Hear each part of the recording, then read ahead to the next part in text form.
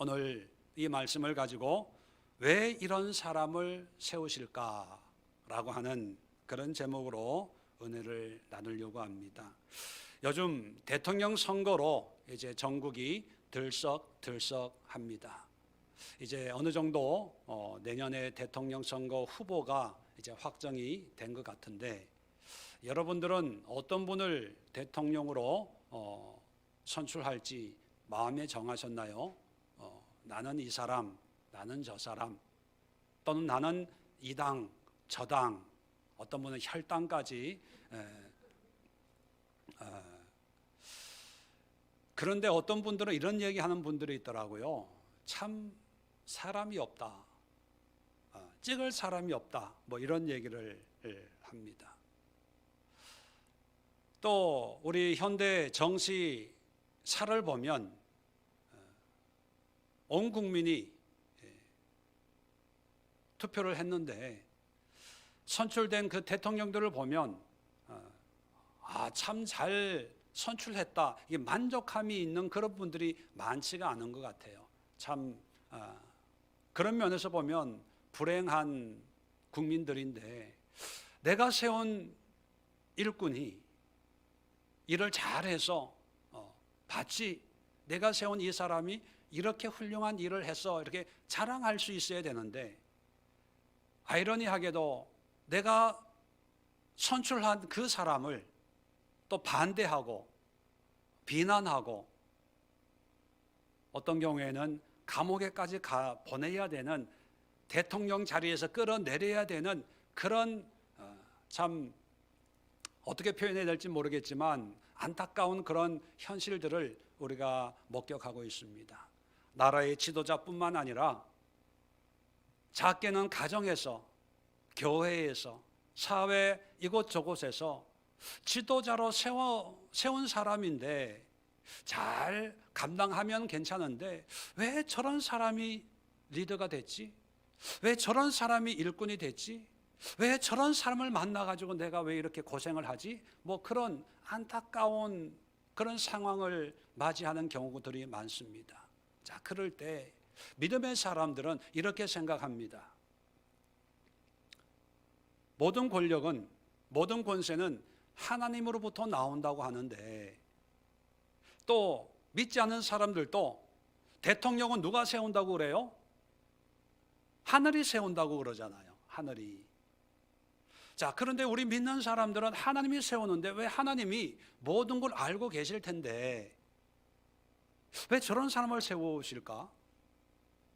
좀 더 똑똑한 사람, 올바른 사람, 성실한 사람을 딱 세워놓으면 일을 잘 할 텐데, 모든 걸 알고 계시는 분이 왜 이런 사람을 세워서 어떤 사람은 독재자가 되고, 어떤 사람들은 무능한 사람이 되고, 어떤 사람은 비리를 저질러서 지탄의 대상이 되고, 왜 이렇게 국민들을 고통스럽게 할까?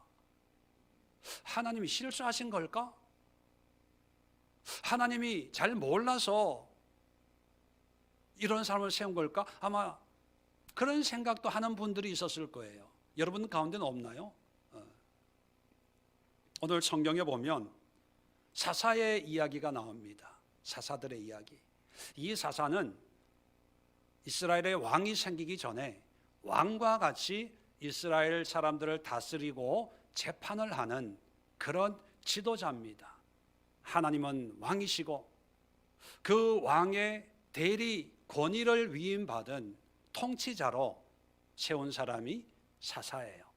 자, 그래서 이 사사가 된다는 것은 지도자요, 믿음 좋은 사람이고, 또 백성들을 잘 다스릴 수 있는 능력자라고 그렇게 볼 수가 있습니다.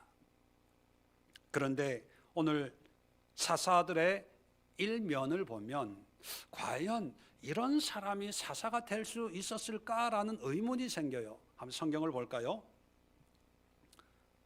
8절에 보면 입선이라는 사람이 사사가 되었더라, 그렇게 기록이 되어 있습니다. 그러면 사사를 세운 사람은 누굴까요? 누가 사사를 세웁니까?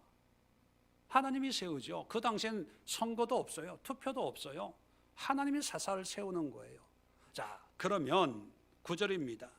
이 사사가 어떻게 사사의 직분을 감당했는지 역사가 성경이 어떻게 기록하고 있냐 하면 9절에 그가 아들 30명과 딸 30명을 두었더니, 여러분, 사사의 업적을 기록하는데 무슨 나라를 어떻게 구했고 어떻게 통치했고 이런 내용이 아니라 자식을 60명을 두었대요. 아들, 딸 60명. 여러분, 상식적으로 결혼해서 아들, 딸을 60명을 두면 60남매를 두었다는 것은 정상적인 가정일까요? 결혼해서 평생을 아이를 놓는다고 해도 아마 10명, 10명, 뭐 쌍둥이가 나온다고 해도 그 정도밖에 안 될 거예요. 그러면 60명의 자녀를 낳았다는 것은 아내가 여러 명이라는 거예요. 사사인데 아내가 여러 명이라고 하는 것은 하나님의 뜻 가운데 사는 사람이 아니라는 거예요. 자, 또 한번 볼까요? 그가 딸들을 밖으로 시집 보냈고 아들들을 위하여는 밖에서 여자 30을 데려왔더라. 그가 이스라엘의 사사가 된 지 7년이라. 그리고 입산이 죽음에 베들레헴에 장사되었더라. 여러분, 한 나라의 지도자로 세움 받았는데 역사에 남기는 기록이 아들 60명 낳은 거 하고 또 뭘 기록해요? 시집장가 보낸 거 기록하는 거예요. 시집장가. 이스라엘 나라를 위해서 한 일이 별로 없다는 거죠. 그 시집장가 보내는 것도 딸들은 밖으로, 아들들은 며느리를 밖에서 며느리를 맞았다는 거죠. 자, 밖으로 시집 보내고 밖에서 며느리 데려왔다. 이 밖으로라는 의미는 어떤 의미일까요? 다른 종족이나 다른 이방 민족이나 다른 어떤 사람들과 사돈을 맺었다는 거예요. 다시 말하면 하나님의 뜻 가운데 믿음의 그런 삶을 살지 못했다는 걸 의미합니다. 그렇게 보면 대통령을 세웠는데 국정에 대해서는 얘기할 게 없고 사돈을 재벌하고 사돈 맺고 유명한 집, 돈 많은 집, 유명한 뭐 연예인들, 아나운서 뭐 이런 사람하고 사돈 맺었더라. 이렇게 만약에 역사에 기록을 한다면 좋은 대통령이라고 할 수 있겠습니까?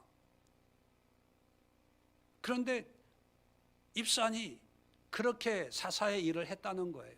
입산만이 아니라 11절에 보면 엘론이라는 사람이 나오는데 엘론은 더해요. 엘론이 사사가 됐는데 아무 얘기도 없고 그냥 12절에 아얄론에 장사되었더라. 이 사람은 더했던 것 같아요. 가정의 이야기도 쓸 게 없고 또 국정을 어떻게 다스렸는지 거기에 쓸 거리가 없다는 거예요. 존재감이 없어요. 그런데 10년 동안 사사로 하나님이 세우셨어요. 아니 왜 이런 사람을 하나님이 세우셨을까? 능력 있는 많은 사람이 있었을 텐데 이런 의문을 가질 수 있습니다.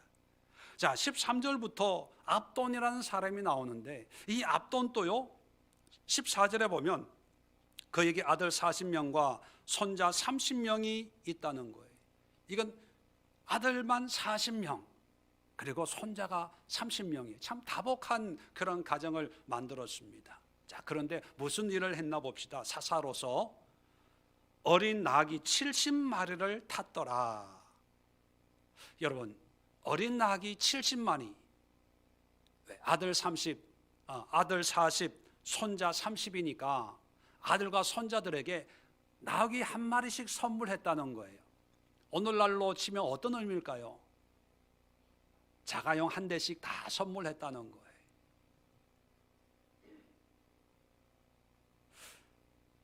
이상하지 않아요? 개인 가정의 가장으로 세운 게 아니고 나라의 지도자로 세웠는데 한 일이 자기 자식들 집안 채식 자기 자식들 차 한 대씩 다 사줬어요. 그래서 자식들, 손자들이 다 나귀 타고 돌아다니는 거예요.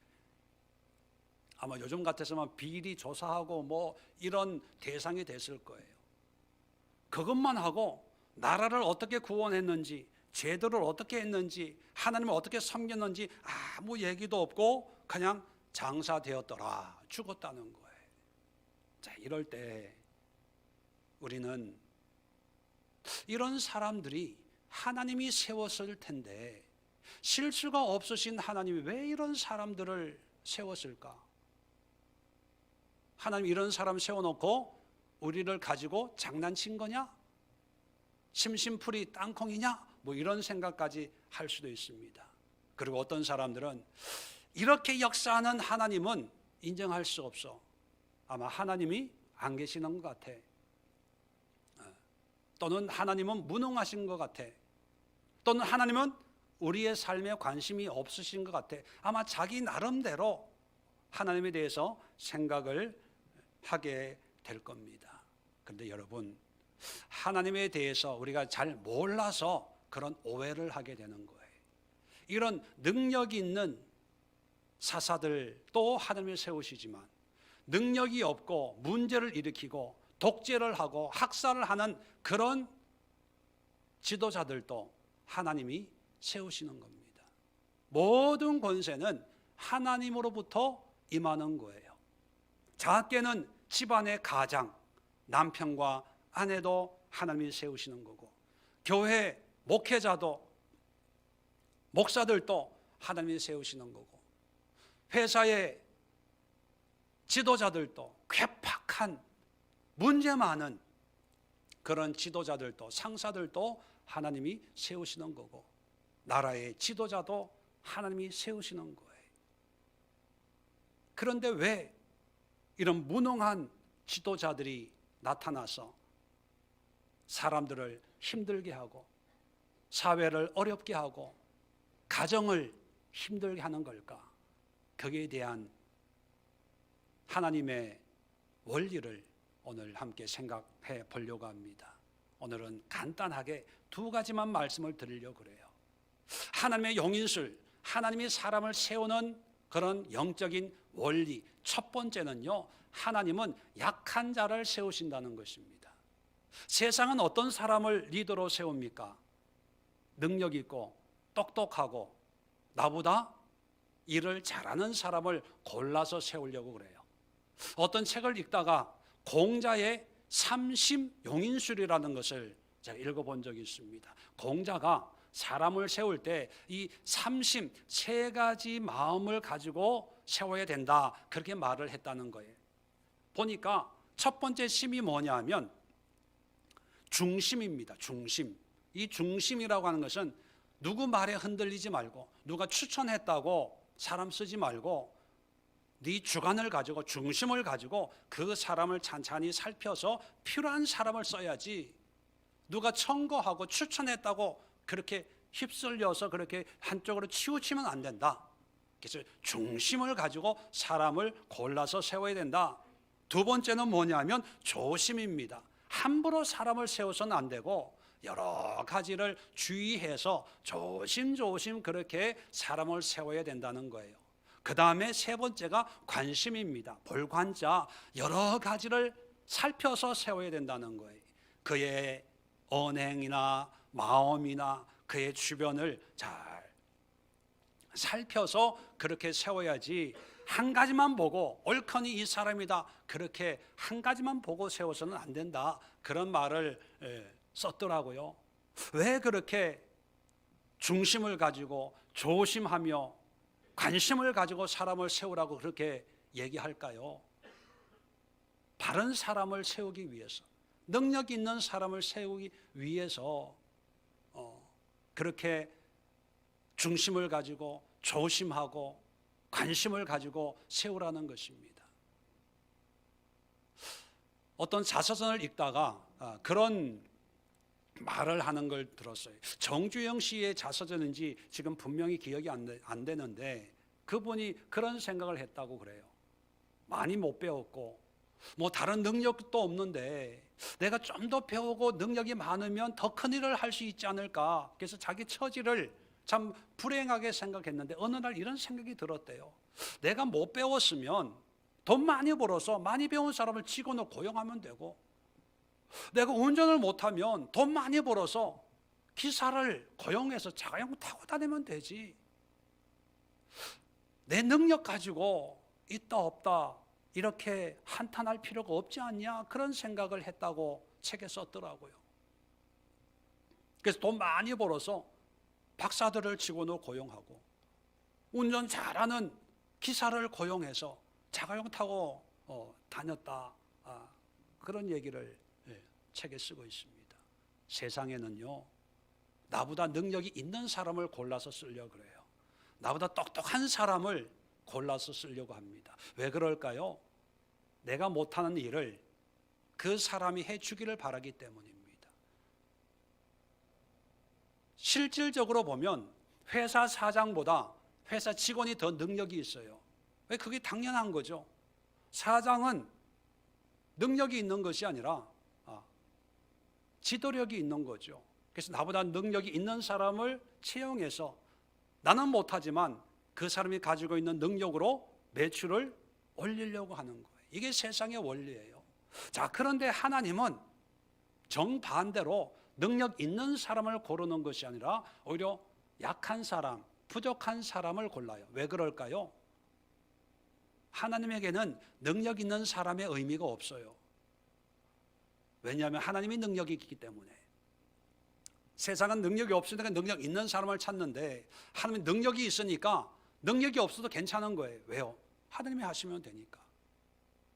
그래서 우리가 하나님이 세우신 사람들을 볼 때 능력이 많을 거야, 성품이 좋을 거야, 인격이 좋을 거야, 이런 편견을 가지고 바라보면 실망합니다. 지도자도 나랑 똑같은 사람이에요. 부족한 사람이에요. 어리석은 사람이에요. 사사 시대의 사사들도 세우는 거 보면, 여러분, 우리는 대표적인 사사 중에 기드온을 생각해요. 300명으로 한 나라를 전쟁에서 이긴 사람, 그렇게 생각을 하지만 기드온도 처음에는 겁장입니다. 포도주 틀에 밀타작을 하면서 미디안 사람들에게 안 뺏기려고 숨어서 전전긍긍했던 사람입니다. 삼손도 우리가 잘 알고 있지요. 근데 삼손이 사사가 됐지만 사실 삼손은 바람둥이에요. 허구헌날 술 먹고 여자 좋아하고 그런 사람이에요. 12장 앞부분에 나오는 입다라는 사람도 참 많은 일을 했지만 깡패 출신입니다. 깡패. 집에서도 버림받은 사람이에요. 조폭들하고 놀아났던 그런 사람들이에요. 다윗도 마찬가지고요. 12 제자들의 면면을 보면 정말 화이트 칼라, 스펙이 좋은 사람이 없어요. 다 문제 덩어리인데 그런 사람들을 세우는 거예요. 자, 그래서 우리도 하나님이 세운 사람들을 볼 때 세상의 스펙으로 바라보지 말고, 저런 연약함에도 하나님이 쓰시는구나, 하나님이 세우시는구나, 저런 부족함에도 하나님이 함께 하시는구나, 그런 하나님의 관점으로 사람들을 봐야 돼요. 가정에서도 남편을 볼 때, 아내를 볼 때 뭔가 내가 원했던 남편상, 내가 기대했던 아내상, 그건 세상적인 관점이고요. 하나님의 관점에서는 왜 이 사람을 내 남편으로 아내로 세웠을까? 이런 게 부족해서 내가 이 부족을 채우라고 나의 남편으로 세워주셨구나. 이 여자를 볼 때 이런 부족함을 내가 덮어주라고 하나님이 나를 남편으로, 이 사람을 아내로 세웠구나. 이런 하나님의 관점으로 그 사람을 바라봐야 된다는 것입니다. 자, 그럴 때 우리에게, 우리 입장에서 나의 약함이 이유나 핑계가 되어서는 안 됩니다. 당신이 왜 그래? 좀 이렇게 해주면 안 돼? 라고 할 때, 나 원래 이런 사람이야, 이런 줄 몰랐어? 나 원래 이런 사람이었어? 마치 자기의 약함이나 부족이 그것이 어떤 정당화가 되는 것이 아닙니다. 자, 성경을 보면요, 하나님이 어떤 사람이든지 다 세우죠. 왕부터 사사들 다 세우는데 오늘 성경 본문에 나오는 이 세 사람도 하나님이 세웁니다. 세울 때 하나님께서 사사의 자질이 전혀 없는 사람을 세우는 게 아니라 사사의 자질이 있는 사람을 세워요. 다시 말하면 사사의 역할을 잘 할 수 있도록 하나님이 필요한 능력을 공급해 주신다는 거예요. 자, 그런데 문제는 뭐냐면 하나님이 공급해 주시는 그런 사사의 능력을 내가 그 능력을 발휘해서 선한 사사의 역할을 감당하는 그런 영향력으로 발휘하지 못하기 때문에 문제예요.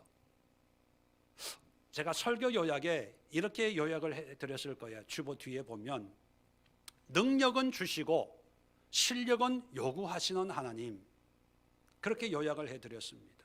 이게 무슨 말이냐 하면 사사로서의 모든 사사로 세울 때 하나님은 사사의 역할을 잘 감당할 수 있는 모든 믿음, 은혜, 능력, 실력 이런 거를 다 주셨어요. 부족함이 없게 주셨어요. 자, 그래서 엘론이나 입산이나 압도는 사사의 역할을 잘 할 수 있는 사람이에요. 자, 그런데 이 사람들이 하나님이 주신 능력은 있지만 사사의 역할을 감당하면서 하나님이 주신 능력이 나를 통해서 선한 올바른 열매가 맺도록 수고하고 노력하고 하나님 뜻에 순종한 것이 아니라 자기의 소욕에 순종해서 자식을 낳고 좋은 집안에 시집 장가 보내는 것으로 자기의 지위를 이용한 거예요. 또 하나님이 주신 그 능력을 잘 사용하지 않고 자기의 욕심을 채우는 그런 방법으로 어린 나귀 한 마리씩 사주는데 자기의 지위를 이용한 거예요. 그래서 정말 부끄러운 그런 모습을 보여주었다는 것입니다. 그렇게 보면 남편으로, 아내로, 목회자로, 지도자로 하나님이 세우셨으면 그 역할을 잘 감당할 수 있는 모든 능력은 하나님이 이미 주셨어요. 성경에 우리에게 분명히 얘기하고 있습니다. 할 수 있거니는 무슨 말이냐? 믿는 자에겐 능히 하지 못할 일이 없느니라. 사도행전 1장 8절에도 성령이 너희에게 임하시면 너희가 권능을 받고, 빌립보 4장 13절에 내게 능력 주신 자 안에서는 내가 모든 것을 할 수 있느니라. 이미 우리는 하나님이 능력을 주셨고 권능을 주셨고 모든 것을 감당할 수 있는 모든 상황을 허락해 주셨습니다. 그런데 왜 우리에게는 이런 능력이 나타나지 않을까요? 왜 능력이 나타나지 않습니까? 왜 모든 걸 할 수 있는 능력이 없을까요? 하나님이 능력을 안 주신 것이 아니라 주셨대요. 완료형으로 말씀하고 있습니다. 왜 나타나지 않을까? 그 이유는 하나님이 뭔가 부족하게 은혜를 주셔서가 아니라 우리가 하나님이 주신 그 능력을 하나님의 뜻에 합당하게 사용해서 하나님의 능력이 드러나도록 우리가 수고하고 노력하지 않은 거예요. 우리가 실력을 연마하지 않은 거예요. 우리가 애를 쓰지 않은 거예요. 이해되세요? 자, 그래서 여기에 나오는 이 사사들도 애초에 능력 없는 사람을 세운 것이 아니라 능력이 없다 하더라도 하나님이 능력을 부어주셨어요. 그래서 사사로 잘 감당할 수 있는 모든 상황을 만들어 주었는데 문제는 이 사람들이 하나님의 뜻에 순종해서 하나님의 선한 영향력에 도구로 쓰임 받으려고 노력하지 않고 자기의 유익을 취하는 그런 방향으로 자기 지위를 이용하고 하나님 주신 능력을 사용했다는 것입니다. 자, 그래서 여러분, 개념이 중요한데 두 가지 개념을 정리할 필요가 있습니다. 첫 번째, 실력과 능력이에요. 능력은 하나님이 주시는 거예요. 파워. 실력은 뭡니까? 그 능력을 통해서 뭔가 일을 일으키는, 영어로 표현하면 ability, 감당할 수 있는 능력이지요. 이걸 좀 더 쉽게 표현하면 이 전등을 생각하면 돼요. 이 많은 전등이 있는데 똑같은 전등이지요. 여기에 전기를 집어넣습니다. 파워를 넣어요. 그러면 전기가 다 들어와요. 안 들어오는 전등이 없어요. 근데 만약에 여기에 전등 하나가 깜빡깜빡하고 또는 전기가 안 들어와요. 그럼 어떻게 생각합니까?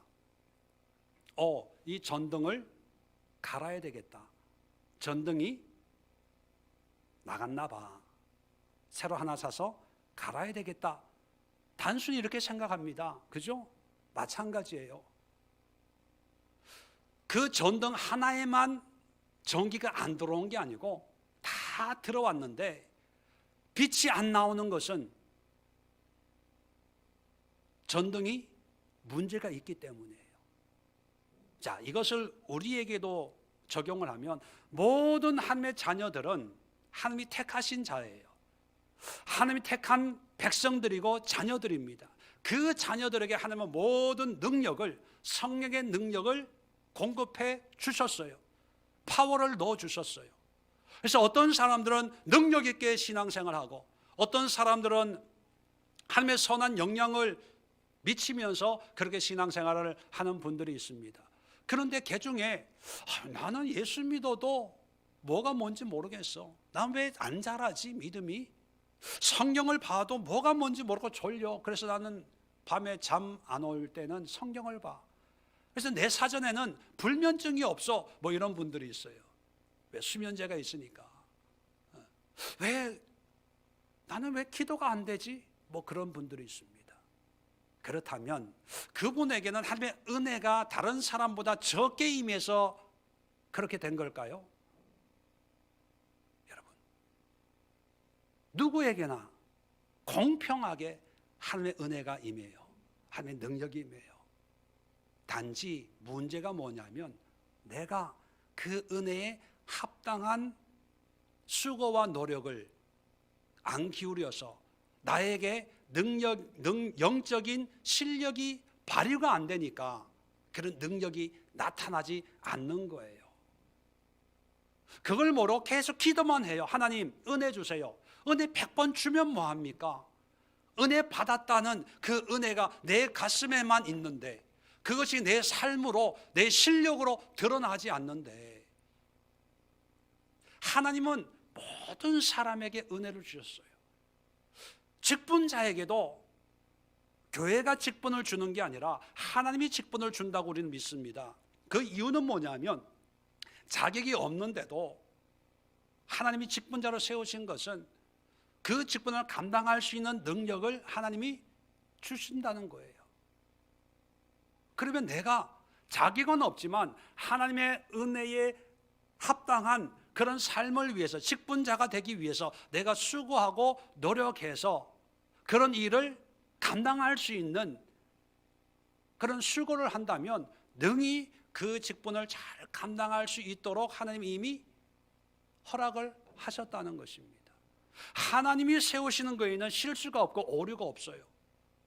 단지 문제는 당사자가 거기에 합당하게 순종하고 반응하고 하나님과 동력하지 않았기 때문인 것입니다. 제가 증거를 신약과 구약의 두 가지 증거를 제가 대면서 확인을 시켜드리겠습니다. 먼저 구약을 보면 시편을 봅시다. 시편 78편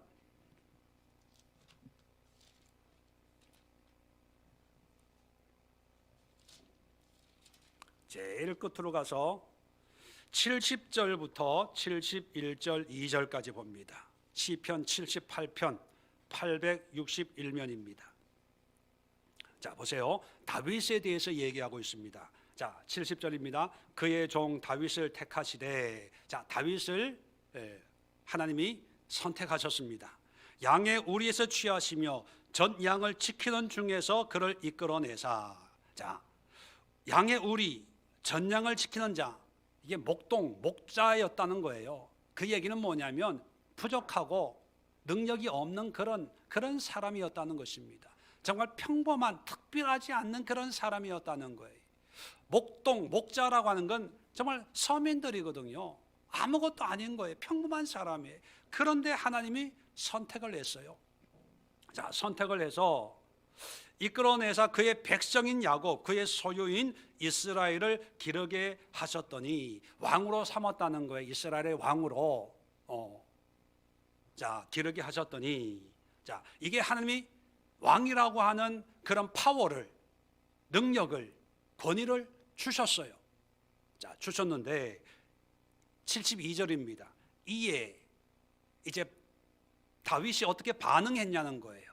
자, 이에 그가, 다윗이 그들을, 이스라엘 백성들을 자기 마음의 완전함으로 기르고 그의 손에 능숙함으로 그들을 지도하였도다. 이게 뭐냐면 하나님이 세우신 그 세우심에 다윗이 반응을 했는데, 어떻게 반응했냐 하면 그저 기도만 하고 하나님이 세우셨으니까 하나님이 알아서 해주세요, 그게 아니라 자기 마음의 완전함, 다시 말하면 자기의 생각을, 자기 생각도 있죠. 자기 하고 싶은 것도 있었을 거예요. 근데 자기 생각대로 안 하고 나를 세우신 하나님의 뜻에 맞게 그렇게 결정을 해야지, 그런 마음을 가져야지라고 자기 마음을 하나님의 뜻에 온전히 화합되도록 그렇게 마음을 고쳐 먹었다는 거예요. 그리고 그 손의 능숙함으로, 손, 스킬, 테크닉, 능숙함으로 그들을 지도했다는 거예요. 양치는 사람이 무슨 능숙함이 있겠어요? 당연히 없죠. 그런데 하나님이 주신 능력을 의지하고 잘 다스리는 그런 왕이 되도록 자기가 노력했다는 거예요. 애를 썼다는 거예요. 수고했다는 거예요. 자, 그렇게 보면 다윗이 다윗 될 수 있었던 것은 하나님이 그를 선택하고 세웠는데, 거기에 다윗이 합당한 영적인 실력을 연마해서 그 실력을 드러냈다는 거예요. 반대로 그의 아들 솔로몬도 하나님이 세우셨어요. 축복하셨어요. 모든 은혜, 지혜와 총명을 주셨어요. 자, 그런데 솔로몬을 세운 걸 후회했다, 이렇게 성경은 얘기하고 있습니다.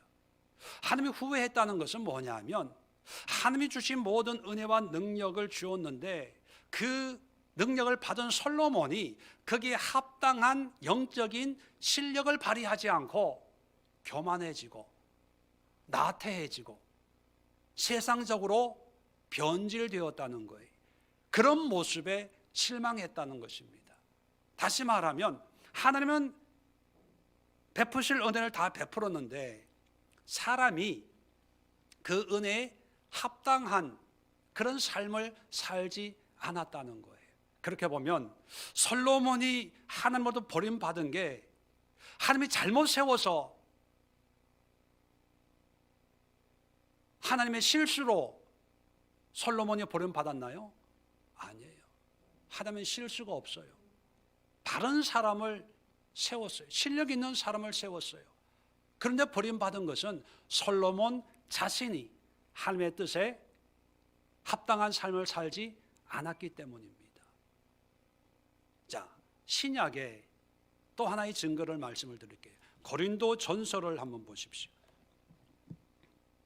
15장, 고린도 전서 15장, 바울에 대해서 말씀을 드리려고 합니다. 자, 9절입니다. 고린도 전서 15장 9절, 281면에 있습니다. 자, 고린도전서 15장 9절에 나는 사도 중에 가장 작은 자라. 나는 하나님의 교회를 박해하였으므로 사도라 칭함받기를 감당하지 못할 자니라. 자기는 사도의 자격이 없다는 거예요. 허물이 많은 사람이라는 거예요. 자, 그런데 10절에 보면 그러나 내가 나된 것은 하나님의 은혜로 된 것이니 내게 주신 그의 은혜가 헛되지 아니하여. 자, 뭐냐면 사도의 자격이 없는데 하나님이 나를 사도로 세웠다는 거예요. 그 얘기는 뭐냐면 자격이 없지만 하나님이 사도의 역할을 감당할 수 있는 모든 은혜를 바울에게 주셨어요. 자, 그 주신 은혜가 헛되지 않도록 어떻게 했냐면 내가 모든 사도보다 더 많이 수고하였으나 내가 한 것이 아니요 오직 나와 함께 하신 하나님의 은혜로다. 이게 뭐냐면 하나님의 은혜를 강조하는데, 근데 이 은혜라는 게 어떻게 은혜가 역사됐냐면 다른 사도보다 내가 더 많이 수고하는 것으로 하나님의 은혜가 나타났다는 거예요. 무슨 말이냐 하면 나는 사도의 지위를 감당할 자격이 없는 사람인데 하나님이 사도로 세워주셨다는 거예요. 사도로 감당할 수 있는 모든 은혜를 주셔서 그 은혜만 믿고 하나님, 나는 하기 싫은데 하나님이 세우셨으니까 이제 앞으로 하나님이 하세요. 그렇게 하나님께 모든 걸 맡긴 게 아니고 그 사도로 세우신 하나님의 은혜에 합당한 은혜가 헛되지 않도록 내가 다른 사도들보다 더 많이 수고하도록 그렇게 은혜를 베풀어 주셨다, 이런 고백을 하는 거예요. 다시 말하면 하나님이 주신 능력에 합당한 수고를 했다는 거예요. 그 수고로 말미암아 영적인 실력, 어빌리티가 나타나서 우리가 아는 그런 사도의 사역을 감당할 수 있게 됐다는 거예요. 다시 말하면 하나님의 능력과 사람의 수고와 노력과 또 그런 애씀이 함께 일어날 때 선한 그런 역사들이 일어난다는 것이요. 그렇게 보면요, 여러분, 극단적으로 히틀러를 보면 왜 하나님이 저런 사람을 세워서 수많은 사람들을 죽이고 전쟁의 고통을 당하게 할까? 하나님 살아계시면 의로운 사람 세우면 되잖아, 이렇게 생각할 수 있습니다. 예, 맞아요. 하나님은 히틀러를 세울 때 독일에 꼭 필요한 그런 좋은 리더가 되도록 세웠어요. 하나님이 히틀러 너를 세울 테니까 너는 600만 명의 사람을 죽이는 그 사명을 감당해야 돼, 이렇게 세운 하나님이 아닙니다. 선한 일을 하도록 또 필요한 일을 하도록 모든 것을 공급해 주셨어요. 그런데 하나님이 주신 이 능력을 선하게 발휘하도록 노력하고 수고하고 애쓰고 고민해서 이 독일을 어떻게 하면 잘 행복하게 세계 평화를 위해서 어떤 일을 할까, 이렇게 수고한 게 아니라 자기의 야망, 꿈을 이루기 위해서 게르만 민족의 세계 제패라고 하는 민족의 우수성을 드러내려고 하는 야망에 집중한 거예요. 그 결과가 역사적인 현실로 나타난 거죠. 그래서 왜 이런 독재자, 학살자를 세웠냐? 여러분, 그런 사람을 세운 게 아니라 본인이 그렇게 되어진 거예요. 그래서 하나님은 그런 사람을 하나님의 기준으로 반드시 심판할 거예요.